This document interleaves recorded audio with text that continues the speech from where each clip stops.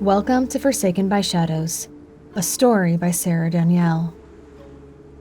Previously on Forsaken by Shadows, from Tiana's point of view. The moment Mazira decided she needed to talk to my father, she dropped the festival wear and all but ran out of the temple. I hurried to keep up, trying to ask for some clarifying details, but she wouldn't say anything. I was just trying to decide if I should be worried or elated that she decided on her ordeal when a voice calls her name. Valen comes marching over to us, and by the look on his face, I can tell this isn't going to go well. The way he comes at Mazira makes me want to slap him, but I was raised better than that.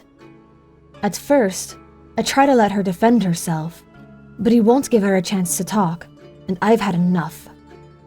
I intervene, and it kind of works. He gets less volatile, though no less irritating. And don't get me wrong, I don't normally have a problem with Valen. He's nice enough whenever he comes over, but this side of him has me madder than a diatrima in a glass shop. I completely lose it when Valen implies Mazira isn't mature or experienced enough to make her own life choices. And thankfully, when he tries to separate me and Mazira with lunch plans, she sticks to her firm conviction that she needs to talk to my father. I'm honestly not sure I would let her be alone with him, the way he is acting at the moment.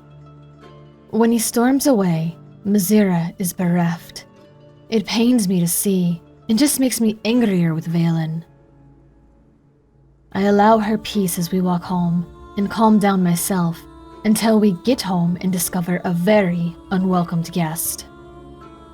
That stupid mercenary that Rizman attacked is in our house, eating our leftovers, talking with Rizman and my father. Have I died and woken up in some strange alternate reality? Worse, my father can't even attest to why he is there. It's just some scheme of Rizman's that he's going along with. I'm already not in the best of moods after Valen, and forget who is standing at my side until she makes the bolt. Father and I both realize what our disagreement must look like to Mazira, and we calm at once. I'm still not happy about it, but I know I can talk to Father later when I've calmed, and Mazira isn't there to be frightened. And all poor Mazira wanted was to tell my father about her ordeal. She had been so brave, coming to the class and deciding to participate in the serenade. And now she looks reduced to the shell she was when she first arrived. But unlike the Mazira who came to our door a year ago, this Mazira doesn't run away. She faces my father and boldly declares what she wants her ordeal to be. And her sentence is by far worse than any disagreement we have had today. She wants to remove her scars from her body with fire. I cannot even begin to imagine how awful that would be. Thankfully, my father refuses. But Mazira presses on, and their arguments are heartbreaking and compelling. After reflecting on his own ordeal, the recreation of the room where my mother died, he agrees to think about it and ask Mother Lara. I can only hope Mother Lara has enough sense to deny Mazira's request. She has enough to worry about, with Torafane and Chrysla still missing.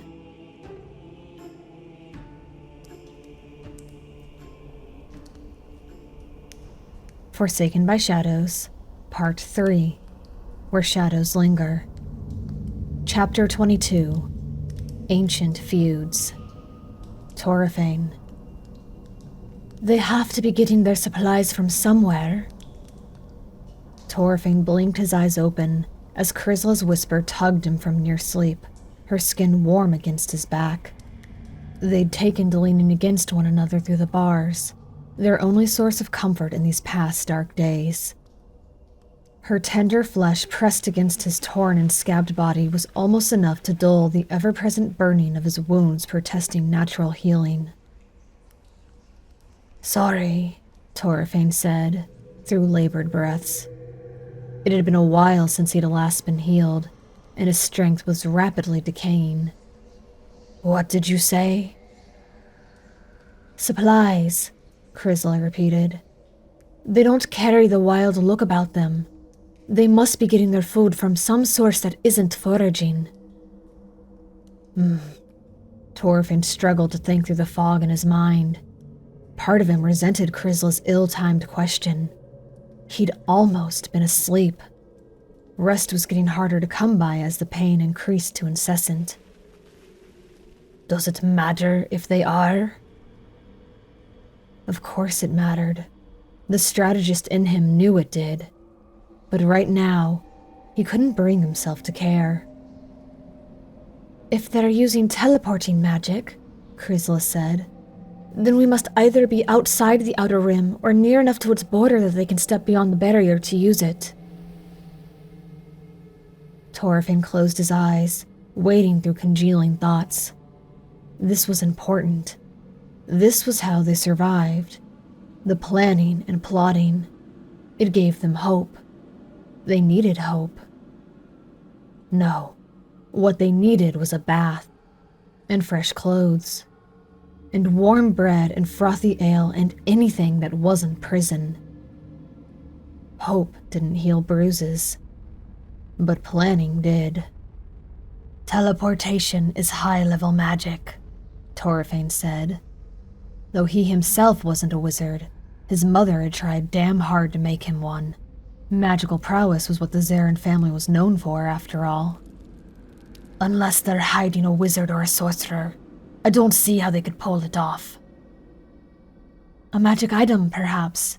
Chrysla shifted, her shoulder-length hair brushing against his neck, reminding him what he didn't have anymore. If we could get our hands on it, we could... She never finished the thought, probably because she realized the absurdity of it. If they got their hands on it, what? They teleport themselves in chains to Menzo Berenzin? That was assuming they were outside of the magical barrier that prevented teleportation and scrying within 5 miles of Lana's walls. Then they would need the command word, as most items required a command word, and all of that assumed Telorial wouldn't cut their throats before they stepped outside of their prison cavern. This thread was a dead end.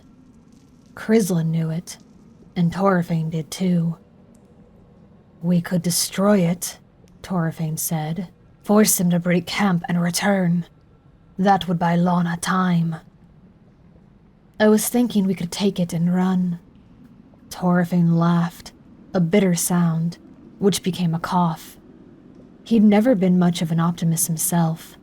He liked to see things exactly as they were, and in this case, what he saw was bad.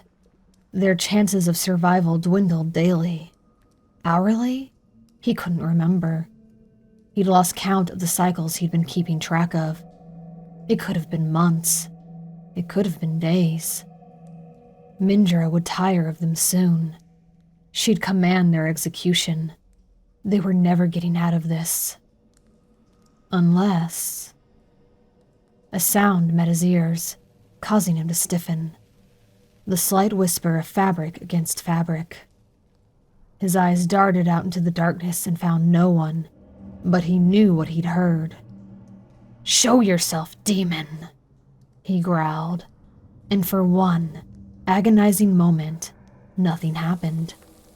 Everything remained still and silent, and Torfin was on the brink of admitting he'd been hallucinating after all. Then he appeared, seated before them, legs crossed and face hidden behind his Glabrezu mask. "Has anyone ever told you," said Ivory, shaking his head, "that your special skill is ruining the moment? I was rather enjoying your speculation." Chrysla was on her knees, grasping one of the bars in her still-chained hands. Her strength remained where Torfin's had failed, a testament to the power of magical healing. "How long were you there, Snake?" she snapped. "Lurking in the shadows like a coward.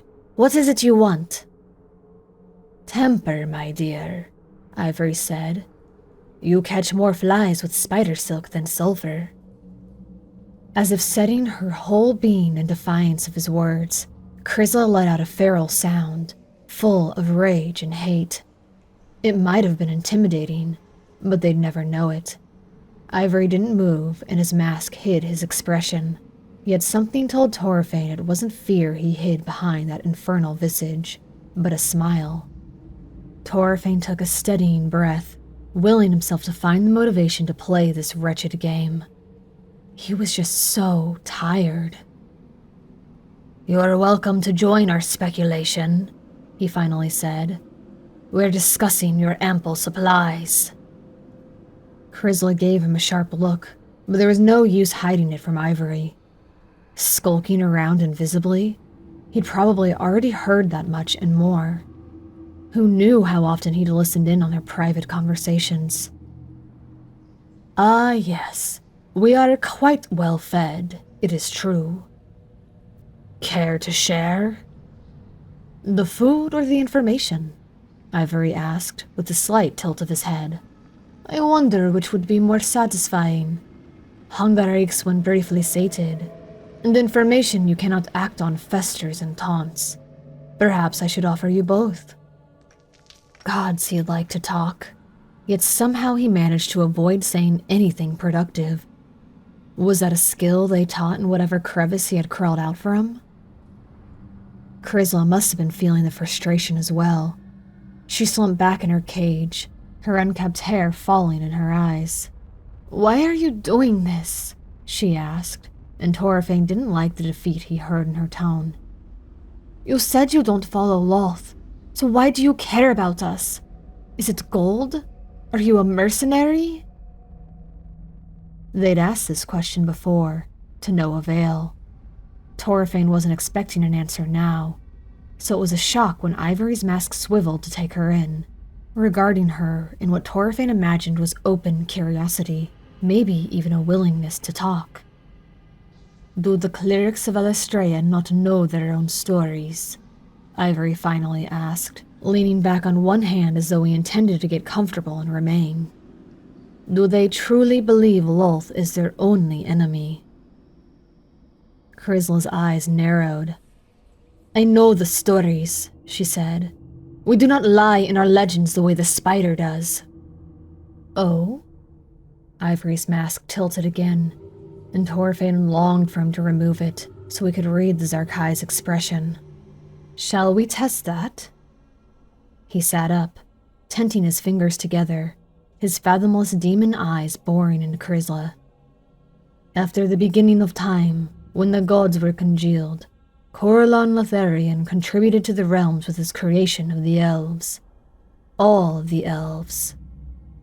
Torfane's brows lifted in surprise, lacking the energy to conceal his thoughts.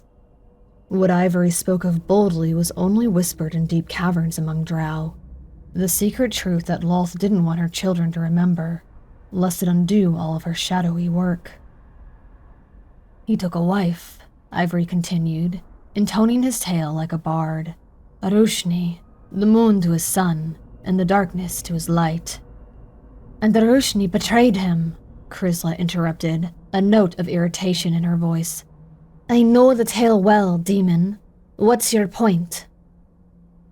"Arushni mothered twins," Ivory continued, as though Chrysla hadn't spoken. "Veyrun the boy, and Alestrea the girl."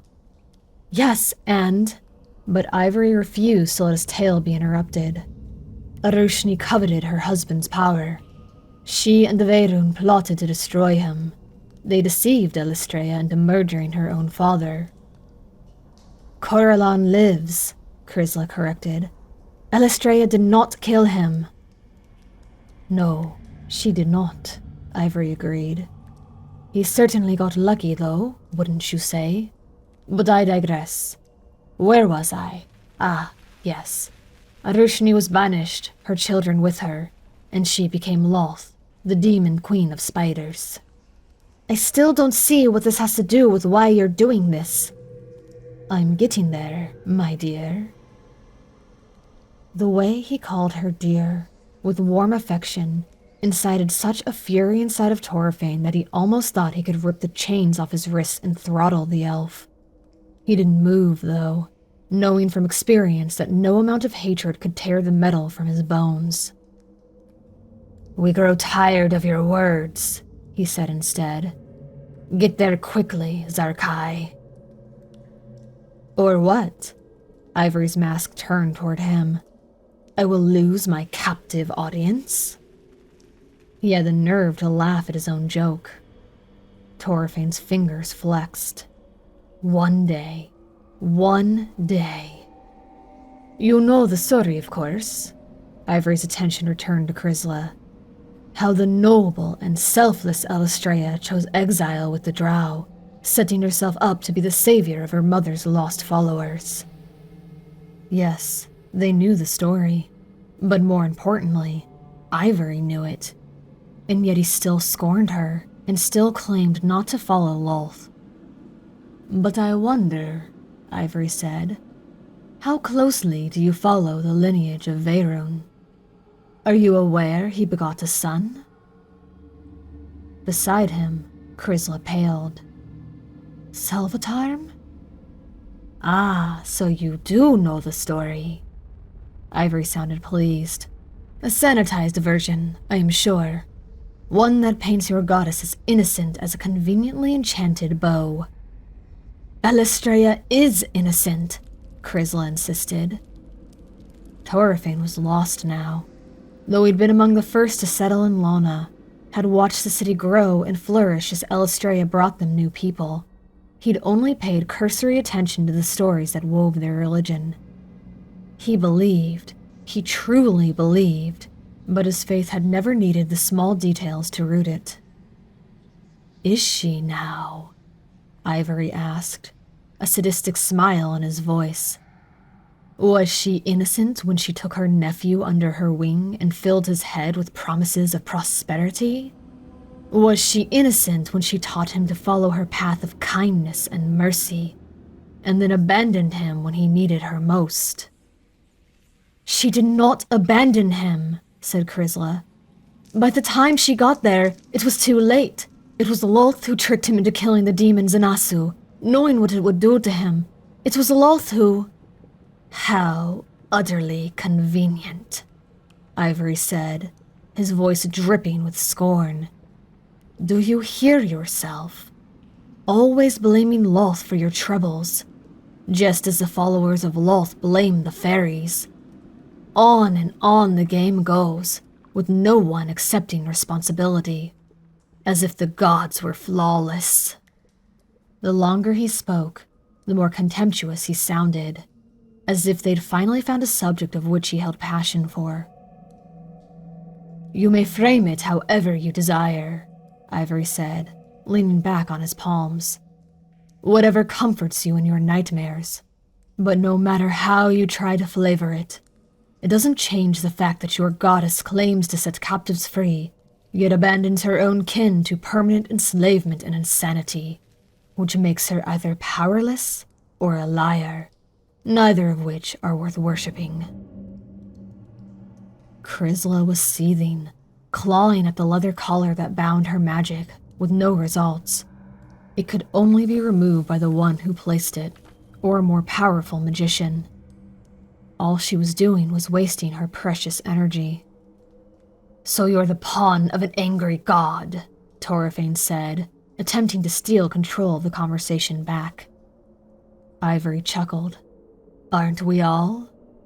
His mask remained fixed on the struggling Chrysla, and Torfane imagined a sick smile plastered behind the metal face. The only difference between you and I, my dear, is that I understand that I am being used, and embrace it. Torfane closed his eyes, allowing himself a brief fantasy of being strong again, of slipping his fingers around Ivory's windpipe and crushing it until the albino drow turned blue. But fantasies created longing, and longing was a bitter poison. So he opened his eyes again and said, Why embrace it? What's in it for you? Ivory sat up, and when he spoke, his voice had become light and conversational once more. I'm actually glad you asked that. He peeled away the glove covering his bony white fingers. No one ever asks why anymore. It's quite a travesty.